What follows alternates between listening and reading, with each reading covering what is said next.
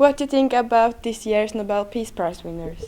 I think that they are very brave people who are doing something that not a lot of people dare to do, and who are taking on a very very big fight within just a much broader context than just what they're simply doing by being journalists or by being heads of newspapers and magazines. And I think they're very inspiring. It's not just the Nobel Peace Prize that I got awarded this year. You also won a prize. Could you tell us about it? Yeah, so I participated in an essay competition by the Nobel Peace Center. That's part of the Igniter Fellowship. And I saw it promoted by my university. And so I decided to participate, and I submitted an essay about the oppression of Mexican journalists when they try to write about corruption and just the abuse that Mexican journalists in general receive. And so I wrote about that and how it's related to freedom of speech. And I submitted that, and then 2 weeks later I was told that I won. And that I would be able to come to Oslo, all expenses paid, and that I would be able to attend these events. And it's just been, a very surreal, very unbelievable prize and opportunity. Do you think that the youth will start to care more after you won with this text? I think so, or at least I hope so. I know that I want to. Now that I know how important it is to talk about this more outside of an academic context, outside of just writing essays, I do want to start sharing more and share my ideas and share the things that I've written lately. And I do think that people will see that it's not just something for grown-ups to write about or for the journalists themselves to speak of the abuse that their peers face, but also for us as 13-year-olds, as 21-year-olds to start talking about and becoming more aware of. So I think that, awareness will increase, hopefully. Why is freedom of speech so important to you? Because there's just so much, at least in my own country, that I see that needs to be fixed or that needs to at least be addressed. And there's even writing the essay that I wrote, I felt a bit scared, if I speak and I talk about how I'm not happy with my own government or certain people in my country, what's happening. I was a bit, nervous writing the essay. And I think that nervousness shouldn't be there. We should be able to talk about the things we're not happy with and to talk and to criticize what's going on in our country. And, for example, to speak about the corruption in our country and how it's invaded every aspect. And to be able to speak about that and to criticize without fear of any, any negative consequences.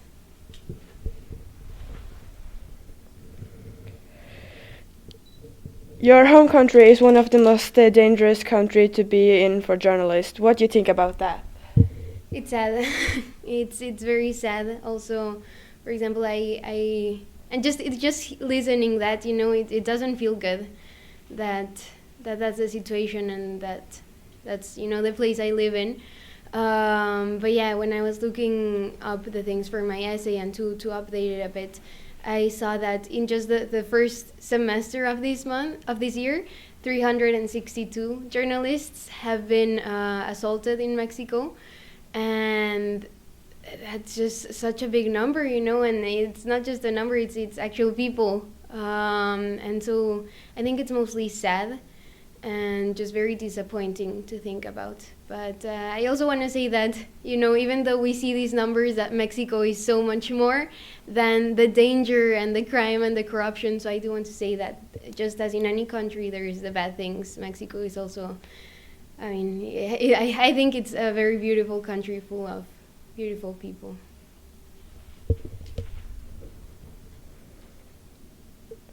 Why do you think it has turned out like that? I think there's not a simple answer to that. I think the things that have made Mexico the way it is, and in the aspect of journalism at least, it's very complex, and it has a lot to do with just the political institutions that we have.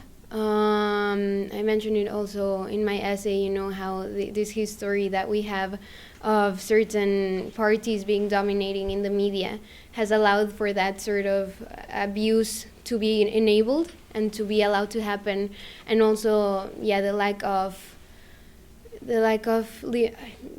laws and of protection, and also the big amount of impunity also makes it very easy for that to happen. But I think it's a much more complicated scenario than I also talk about in my essay. There are so many ways you could approach to explain why it's like that, but I think, yeah, the institutions that we have is one of the reasons.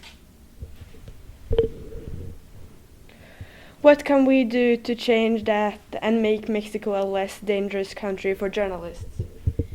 I think the first step, well, at least it depends on the we that we're talking about. So if it's in general and we could do anything, I think changing it so that there's more protection. And there are, yes, as I say in my essay, there are some mechanisms. So there are steps processes in place to protect journalists, but they're not very effective.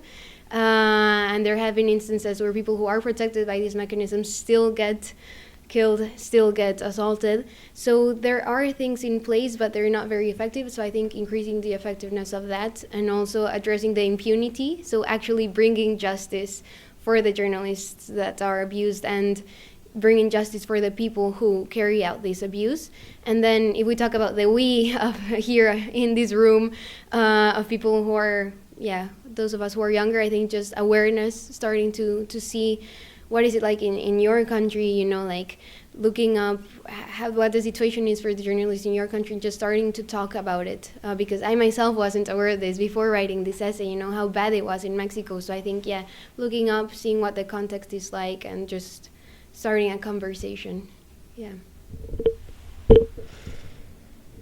How has the last days been here in Oslo? Amazing. They have been, unbelievable, very surreal. It's still, I feel like I haven't processed yet everything that's going on, because it just feels like a dream, you know. I arrived and it's snowing and it's beautiful, and yesterday I was taking on a tour around, and we went to the Christmas market, and that was beautiful. But just the whole the fact that I'm here, you know, in the Nobel days, and that I was able to attend the prize ceremony, it's just an amazing opportunity, and I feel so lucky that I was given this, and being able to go to the exhibition today and the concerts, I'm super excited. And it's amazing.